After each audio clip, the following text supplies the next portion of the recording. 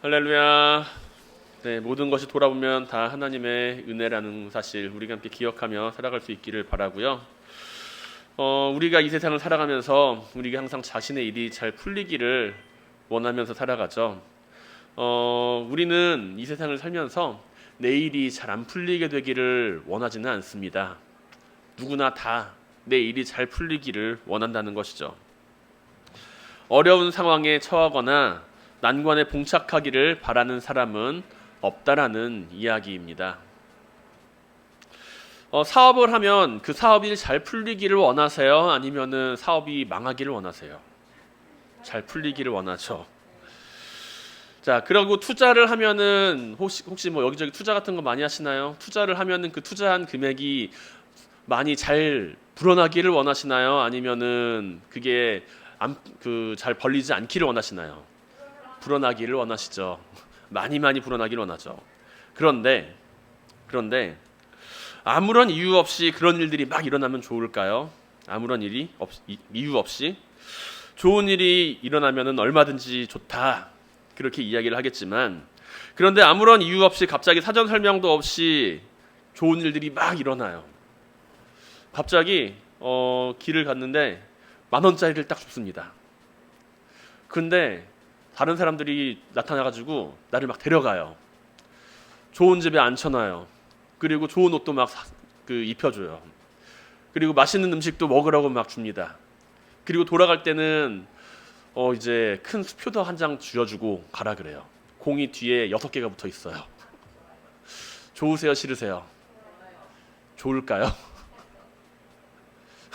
갑자기 왜 이런 일이? 라고 하면서 불안하지 않으세요? 갑자기 왜 이런 일이 일어날까? 아마도 기쁨보다는 불안함이 더 클 겁니다. 한번 보세요. 여러분들이 좋아하는 드라마 한번 보세요. 여자 주인공이 갑자기 출생의 비밀을 알아서 부잣집 딸내미로 들어갔어요. 그러면 그 사람이 좋아하나요? 아니면 불안해하나요? 불안해합니다. 왜냐하면은 나는 알지도 못하는데 갑자기 좋은 일이 일어난다는 거는 딱히 그렇게 엄청나게 기분 좋은 일은 아니라는 것이죠. 우리가 생각하는 것처럼 좋은 옷과 좋은 음식이 우리를 행복하게 만들어주지는 않는다라는 이야기입니다. 오히려 더 불안하게 만들어줄 수도 있다라는 것이죠. 세상 만사에 다 이유가 있는데 아무런 이유 없이 자신을 잘 대해줄 리 없다라고 우리는 스스로도 알고 있기 때문입니다. 만일 제가 말씀드린 이 좋은 상황이 계속 이어져요. 계속 이어지면 어떻게 될까요? 불안함은 사라지겠죠. 그리고 어떻게 될까요? 이유를 만들어냅니다. 물론 아무런 이유 없이 그렇게 된 건데 이유를 스스로가 자기 자신한테 만들어낸다는 거예요. 내가 뭔가 잘한 일이 있나 보다. 내가 뭔가 저 사람한테, 나도 알지 못하는 사람한테 뭔가 큰 돈을 빌려줬거나 내 아버지가 아니면 할아버지가 저 사람한테 엄청나게 큰 은혜를 끼쳤겠구나 라는 식으로 우리는 자기 자신이 처한 상황을 합리화시킨다는 것입니다. 우리는 이처럼 이유 없이 좋은 일을 마주하게 되면 그 안에서 불안함을 경험하고, 그리고 그 이유 없이 그 이유를 받아들이기보다는 이유를 만들어서 현재 사실에 대하여 합리화시키고자 한다는 것이죠. 그리고 많은 경우에 있어서 좋은 일에는 나라고 하는 이유를, 안 좋은 일에는 다른 사람의 이유를 만들어냅니다. 그래서 우리나라 속담 가운데 뭐가 있나요? 잘 되면 내 탓, 안 되면 조상 탓. 그런 이야기가 있죠. 그렇게 우리가 누리는 이 물질의 평안함과 축복, 우리가 만약에 누리고 있는 평안함과 축복에 대하여 우리가 그 어떠한 이유로도 찾지 않고 단순히 그냥 즐겨 누려 내가 잘해서 그런 거야 라고 생각을 하게 된다면 우리는 잘못된 이유를 가지고서 세상을 살아갈 수가 있다는 것입니다. 오늘 신명기 8장은 오늘 우리의 삶에 있어서 일어나는 일들에 대하여 하나님을 떠나는 이유에 대한 부분을 분명히 경고하고 있습니다. 여호와 하나님이 아닌 자기 자신의 노력을 통하여서 모든 것을 이루었다라고 하는 그 마음은 하나님 앞에서 교만한 마음으로 자리를 잡게 된다는 것이죠. 자본주의 사회에서 스스로 노력하고 성장하는 것은 매우 가치 있는 일임에 분명합니다. 그러나 그 가운데 하나님의 도우심을 기억하지 못하고 있다면, 하나님의 도우심을 잊어버린 채 살아가고 있다라고 한다면 물질의 풍요와 평안함은 분명히 우리를 하나님으로부터 떠나게 만들 것입니다. 그렇다면 하나님을 잊지 않고 살아가는 인생은 어떠한 삶을 살아가야 할까요? 무척 당연한 일이겠지만 우선은 그 물질의 풍요와 평안함 가운데서 하나님을 잊어버리는 실수를 범하지 말아야 한다는 것입니다. 사람이라면 아까 말씀드린 바와 같이 누구나 다 평안함을 추구합니다. 믿음을 가지고 살아가는 데 있어서 우리 역시 평안함을 바라보며 평안함을 구하는 삶을 살아가죠. 그런데 많은 경우에 있어서 하나님을 믿었던 사람들 가운데 믿음 생활에서 떠난 이들을 살펴보면 평안함과 풍부함 가운데 하나님을 떠났던 이들이 많이 있음을 바라보게 됩니다.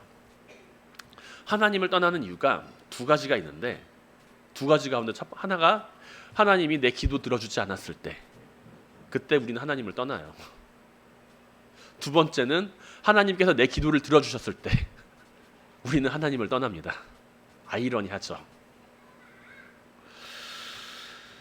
모세는 이스라엘 백성들에게 신명기 8장 11절에서 다음과 같이 말을 합니다. 내가 오늘 내게 명하는 여호와의 명령과 법도와 규례를 지키지 아니하고 내 하나님 여호와를 잊어버리지 않도록 삼갈지어다 라고요. 그리고 하나님을 잊게 되는 상황을 이야기를 하죠.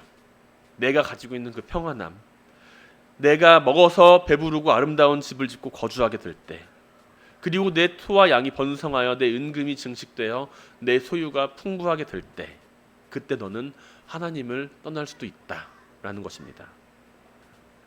평안함과 풍요로움에 관련하여 하나님을 떠나는 문제는 이스라엘 백성들에게만 한정되는 문제는 아닐 것입니다. 평안함과 풍요로움이라는 이유를 들어서 오늘날 우리 역시 하나님을 떠나게 되는 경우가 많이 있기 때문입니다. 우리는 평안함과 풍요로움에 대해서 오늘 본문에서 모세가 말하고 있는 내용 12절과 13절의 내용에 대해서 적극적으로 동의를 합니다. 내가 가지고 있는 그 풍요로움이라고 하는 것이 물질적인 풍요로움, 그리고 금과 은이 많아지고 우리의 소와 양들이 많아지고 좋은 집을 짓고 아름다운 집에서 아름다운 가족들과 함께 살아가는 것, 그것이 내 삶의 풍요라고 이야기를 합니다. 나를 괴롭게 하는 것들로부터 보호받는 것을 생각을 하고 내가 가진 소유가 풍성하고 차고 넘치게 되는 것을 원한다라는 것이죠.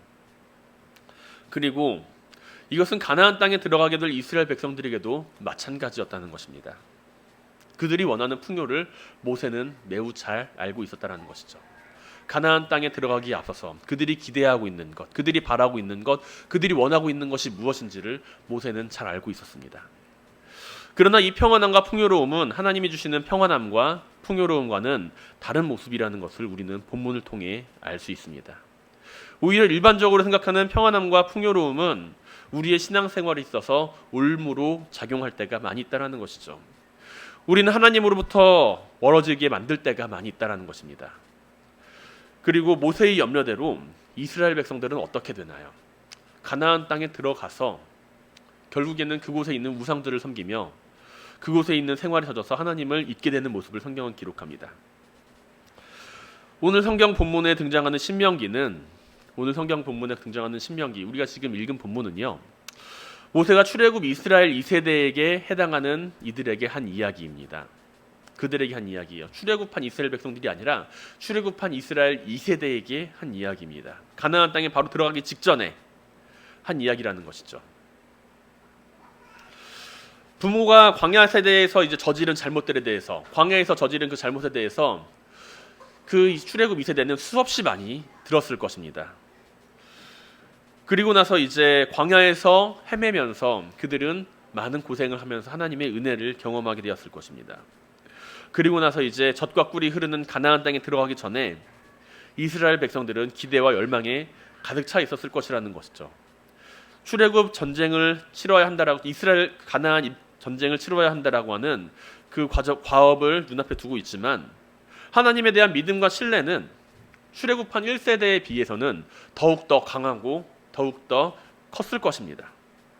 그러나 모세는 그렇게 강한 믿음을 가지고 있는 이스라엘 백성들을 향하여 너희가 가나안 땅에 들어가면 그곳에서 마주하게 되는 풍요로움 때문에 하나님을 떠나게 될 거야 라고 이야기를 한다는 것입니다.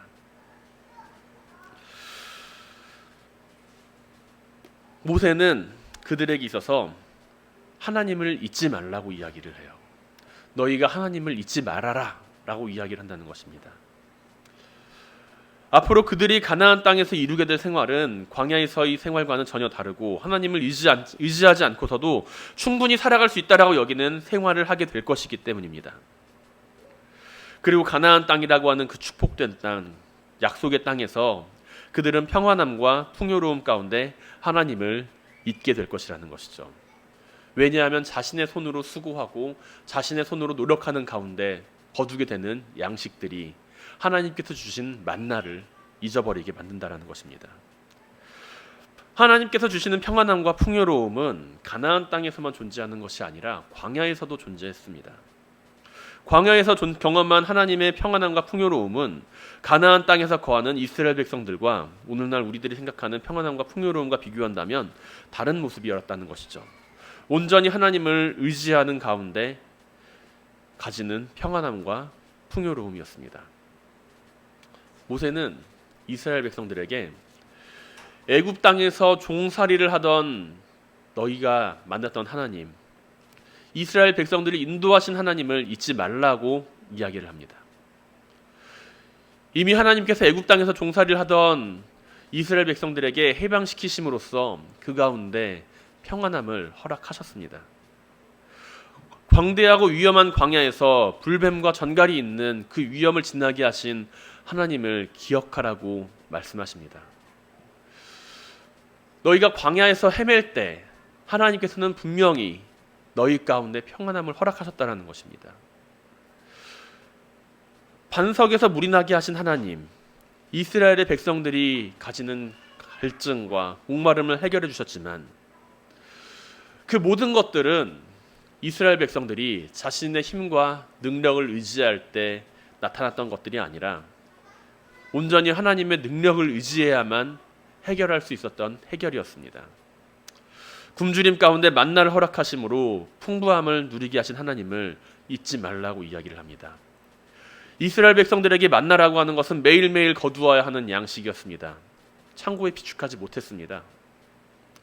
당장 내일 하나님께서 만나를 내려주지 않으면 굶어야 하는 그런 상황입니다. 매일매일의 수고를 하고 하나님을 의지를 해야만 얻을 수 있는 양식이 바로 만나라는 양식이었습니다. 만나를 먹으며 하나님께서 내어주시는 반석에서 그 물을 마주하며 이스라엘 백성들은 하나님의 풍요로움을 경험하였지만 또한 하나님을 향한 매일매일의 믿음과 신뢰를 함께 가지고 있어야만 했습니다. 즉 이스라엘 백성들이 광야에서 경험하게 된 평안함과 풍부함은 온전히 하나님을 의지할 때 경험하게 되는 매일의 평안함과 풍부함이라고 할 수 있습니다. 그리고 모세는 이것에 대하여 16절에서 다음과 같이 말합니다. 다 너를 낮추시며 너를 시험하사 마침내 내게 복을 주려 하심이었느니라 라고요. 광야에서는 매일매일 하나님께 의지해야 하는 경험을 가지고 있지만 풍요로움과 평안함이 또한 함께 존재했습니다. 그러나 가나안 땅에서 그들이 바라고 있는 경험하게 될 평안함과 풍요는 자기 자신이 만들어낸 평안한 집에서 평안함, 내가 만들어낸 소유와 내 손으로 수고하여서 만들어낸 풍족함으로 느끼게 되는 평안함과 풍요로움입니다. 만일 그 가운데 광야에서 인도하신 이스라엘 백성들을 인도하신 하나님이 평안함과 풍요로움을 잊게 된다면 그들은 하나님으로부터 받은 축복으로 인하여 얻게 된 소유, 그 소유를 말미암아 나타나게 되는 교만에 빠지게 될 것이라는 것이죠. 자신의 손으로 수고하여 매일매일 하나님께 의지하지 않아도 저축해 놓은 물질과 재산이 있다면 더 이상 만나와 같은 하나님의 공급과 은혜를 필요로 하지 않는 것처럼 여겨질 수 있습니다. 내가 바라보는 평안함과 풍요로움의 셈이 나를 마치 배신하지 않을 것처럼 보입니다. 그렇기에 모세는 이스라엘 백성들을 향하여 가나안 땅이라고 하는 그 축복 앞에서, 가나안 땅에서라고 하는 그 축복 앞에서 하나님께서 약속하신 그 약속의 성취를 눈앞에 두고서 하나님을 잊지 말 것을 이야기를 하고 있습니다. 아까 이야기를 해드렸죠. 우리의 기도를 들어주시는 하나님을 우리는 떠나고 우리의 기도를 들어주지 않으시는 하나님을 떠난다고요. 왜냐하면 내가 나의 풍요로움을 바라보고 있다라고 한다면 우리는 그 풍요로움에 사로잡혀서 하나님을 떠나게 된다라는 이야기입니다. 사랑하는 성도 여러분, 평안함과 풍요로움에 빠져서 하나님을 잊지 마시길 바랍니다. 우리는 생활을 하는 데 있어서 필요한 것들, 필수적인 것들을 공급하기 위하여 매일같이 일을 하며 살아야 한다는 사실을 알고 있지만 때때로 그 사실 가운데 자주 우리의 삶에서 필요한 것을 공급해 주시는 분이 하나님이라는 사실을 잊고 살아갈 때가 많이 있습니다. 어떤 분은 혹시 이렇게 이야기할지도 몰라요. 내가 만약에 그런 상황에 처하면은 그렇게 행동하지 않을 거예요. 그러나 오늘 우리가 기억해야 할 것은 내가 처할 미래의 상황이 아니라 광야에서 베풀어 주신 하나님의 은혜를 기억해야 한다는 것입니다. 모세가 이스라엘 백성들에게 말하는 바와 같이 그러나 내가 내 마음에 이르기를 내 능력과 내 손의 힘으로 내가 이 재물을 얻었다 말할 것이라 라고 하는 그 교만한 마음의 외침에서 우리가 벗어나기 위해서는 애굽 땅에서 종되었던 집에서 이끌어내신 하나님, 너를 인도하내신 그 광대한 위험에서 광야를 지나게 하신 하나님, 굳은 반석 가운데 물을 내신 하나님, 매일의 만나를 위해서 만나를 통해서 우리를 먹이신 하나님, 그 하나님에 대한 은혜와 감사를 매일매일 잊지 않고 살아가야 한다는 것이죠. 우리가 겸손히 엎드리며 하나님 앞에 감사하며 하나님의 주신 그 축복 가운데서도 하나님을 떠나지 않고 살아가기 위해서는 하나님께서 베풀어 주신 축복에 초점을 맞추는 것이 아니라 내가 소유하게 될 소유에 관심을 가지는 것이 아니라 매일매일에 베풀어 주시는 은혜에 감사하는 삶을 살아가야 함을 기억하시길 바랍니다. 하나님께서 주시는 축복 가운데서도 하나님 여호와를 잊지 않으며 평안함과 풍요로움을 이루어가시기를 주님의 이름으로 간절히 축원드립니다. 이스라엘 백성들과 하나님 여호와 사이에 나타나는 그 갈등의 주된 주제는 바로 두 주인을 섬기는 모습이라고 할 수 있습니다. 우리는 이 두 주인에 대한 이야기를 신약 성경 안에서도 함께 듣게 됩니다. 바로 누가복음 16장이나 마태복음 6장 안에서 등장하는 주님의 말씀이죠. 하나님과 재물을 겸하여 섬길 수가 없다라는 이야기입니다. 이것은 신약 시대에 갑자기 나타난 문제가 아니라 이미 구약 시대 이스라엘 백성들에게도 나타난 하나의 문제였어요. 그리고 그 이전에서도 계속해서 나타났던 문제입니다. 그리고 오늘날 우리들에게도 있어서 세상을 살아가면서 자유롭지 못한 문제 가운데 하나죠. 하나님과 나와 사이에 나타나는 갈등의 주된 주제입니다. 그러나 이 문제를 해결해 나가지 못하면 우리는 반드시 그 대가를 치르게 된다는 사실을 명심해야 합니다. 이스라엘 백성들이 가나안 땅에 들어가서 마주하게 될 가장 큰 문제는 다른 것들이 아닙니다. 전쟁의 위협도 아니고 그들을 괴롭히는 질병의 위협도 아닙니다. 바로 하나님을 떠나게 될 위험입니다. 여호와 하나님은 눈에 보이지 않지만 그곳에 있는 우상들은 눈에 보입니다. 하나님을 신뢰하는 것으로 광야에서 수고하며 먹을 것을 얻었지만 내가 수고하고 노력함으로써 이제는 먹을 수 있는 것처럼 보입니다. 그 모든 것들은 한 가지를 동일하게 이야기를 하고 있죠. 너는 하나님을 떠나서도 살 수 있어 라는 것을요. 하나님을 떠날 것을 요구하고 하나님에게서 벗어날 것을 이야기합니다. 그리고 실제로 이스라엘 백성들은 가나안 땅 정복 전쟁을 마치고 가나안 땅에 정착하여 살게 되었을 때 그 지역에 존재했던 이방 신들과 우상들로부터 온전히 자유롭지 못하였음을 성경은 기록하고 있습니다. 모세는 내가 만일 내 하나님 여호와를 잊어버리고 다른 신들을 따라 그들을 섬기며 그들에게 절하면 내가 너희에게 증거하노니 너희가 반드시 멸망할 것이라 이렇게 이야기를 하고 있어요. 그리고 이스라엘 백성들에게 모세가 이야기했던 그 이야기는 똑같이 이루어지게 되었습니다. 끊임없이 그들은 하나님과 이방 우상 사이에서 갈등을 하며 이방 우상에 대하여 그 마음이 기울어져 가는 것을 보게 됩니다. 어떻게 이토록 엄중한 경고 속에서 어떻게 출애굽한 이스라엘 백성들이 그런 삶의 모습을 가지고 살아가게 되었을까요? 광야에서의 경험과 모세의 가르침 아무런 소용도 없었던 것입니까? 아마도 그것은 아닐 겁니다. 우리가 하나님과 재물을 겸하여 섬기지 못한다. 그리고 하나님만 온전히 섬겨야 한다. 그 사실을 잘 알고 있는 것처럼 이스라엘 백성들, 출애굽한 이스라엘 백성들은 매우 그 사실을 잘 알고 있었을 겁니다. 출애굽이라고 하는 공동체적인 사건을 함께 공유하고 있고 광야에서의 40년이라는 세월 모세랑 함께하고 있고 그 시간이 헛된 시간은 아니었다라는 것이죠. 군대에서 이제 2년만이라도 같이 있으면은 2년이라고 하는 시간 전우회가 싹 트는데 40년이라고 하는 그 고생을 동고동락하면서 모세랑 같이 뒹굴었는데 그 안에서 전우회가 안 생겼을까요? 또한 모세라고 하는 그 존재는 출애굽의 상징점과도 같은 존재입니다. 출애굽의 상징이에요. 그 모세가 그렇게 하는 이야기, 그 이야기를 이스라엘 백성들이 그냥 쉽게 무시했을까요? 그렇지 않았을 겁니다. 하루아침에 변절하지는 않았을 거예요. 단지 그 삶에 여지를 남겨두고 있었을 뿐입니다. 그 삶에 여지를 남겨두고 살았다라는 거예요. 온전히 하나님의 말씀에 순종하지 못한 채 하나님을 향한 그 믿음을 가지고 있지만 그 믿음 안에서 여지를 남겨두고 있는 모습입니다. 여지가 뭔가요? 빠져나갈 구멍이에요. 하나님을 믿고 살아가고 있지만 하나님을 믿고 살아가는 가운데서도 빠져나갈 구멍을 조금은 남겨놓고 있다는 겁니다. 그리고 이러한 모습을 사사기 2장에서 여호와의 사자가 다음과 같이 책망합니다. 너희는 이 땅에서 주민들과 언약을 맺지 말라고 했고 그들의 제단을 헐라 했거늘 너희가 내 목소리를 듣지 아니하였으니 어찌하여 그리했느냐. 그러므로 내가 너희에게 말하기를 내가 그들을 너희 앞에서 쫓아내지 아니하리니 그들이 너희 옆구리에 가시가 될 것이며 그들의 신들이 너희에게 올무가 되리라 하였느니라.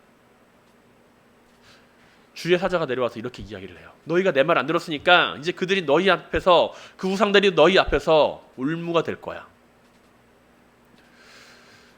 이 이야기를 듣고서 이스라엘 백성들은 통곡하고 회개하며 하나님 앞에 예배를 드립니다. 그런데 우상을 없애지는 않아요.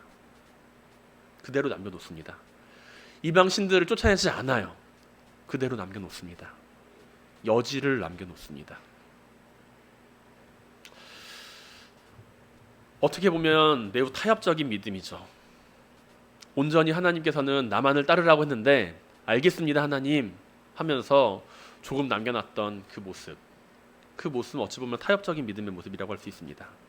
그리고 그 타협적인 믿음의 모습이 가져온 결과는 출애굽 2세대에서 3세대로 3세대에서 4세대로 이어질수록 하나님에게 대한 그 믿음이 점점 약해지는 모습을 만들어냅니다. 처음에는 하나님을 잊지 않기 위해 노력했을지 모르나 하나님의 말씀에 진실하게 순종하지 않고 타협하며 살아갈 때 그 모습을 바라보는 이들은 과연 어떻게 생각할까요? 하나님을 믿으며 타협하는 그 삶의 모습을 바라보며 아 저렇게 살아도 되는구나. 그렇다면 나는 조금 더 타협을 해야겠다. 그 모습을 보는 다른 사람들은 또 어떻게 생각을 할까요? 아 저렇게 살아도 되는구나. 그렇다면 나는 조금 더 타협을 해도 되겠네. 그러다가 결국에 하나님을 떠나는 사람들이 생겨나게 된다는 것입니다.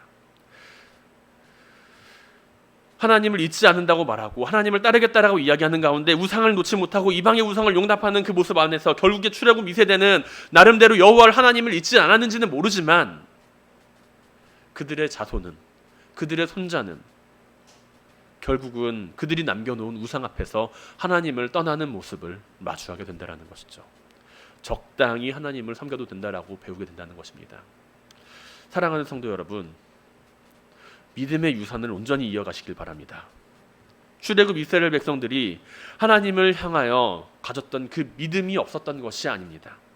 그들은 하나님의 말씀을 청종하지 않은 채 그 믿음을 이어나갔고 이방 신들을 온전히 배제하지 못했습니다. 그 자녀들은 그리고 그 모습 안에서 하나님께 제사를 드리는 그 모습을 마주했을지는 모르나 하나님의 말씀을 청종하는 것, 순종하는 것을 마주하지는 못했다라는 것이죠. 예배를 드리며 하나님 앞에 나아가지만 하나님께 순종하지 않는 모습을 보이는 이스라엘 백성들의 운명은 결국에는 하나님을 떠나는 자들로서 성경 안에 기록이 됩니다. 하나님을 믿는다고 믿는 그 고백 가운데 우리의 삶에서 거룩한 삶의 이야기가 들려지기를 바랍니다. 내 하나님 여호와를 기억하라. 내 하나님 여호와를 기억하라. 우리의 삶이 여호와를 기억하길 원합니다. 나의 머리가 여호와를 기억하는 것이 아니라 나의 마음이, 나의 삶이 여호와를 기억하게 되길 원합니다. 하나님께서 허락하신 평안함과 물질의 풍요로움 안에서 우리가 그 축복 안에 매여서 하나님을 떠나는 것이 아니라 하나님을 바라볼 수 있게 되길 바랍니다. 하나님께서 나에게 베풀어 주신 모든 것들이 지금 나에게서 끝나는 것이 아니라 다음으로 이어지는 원동력으로 자리를 잡게 되길 바랍니다. 하나님을 가까이 하는 사람으로 말씀을 청종하며 삶의 자리 가운데 하나님의 축복을 이어가시기를 주님의 이름으로 간절히 축원드립니다. 함께 기도하며 나아가겠습니다.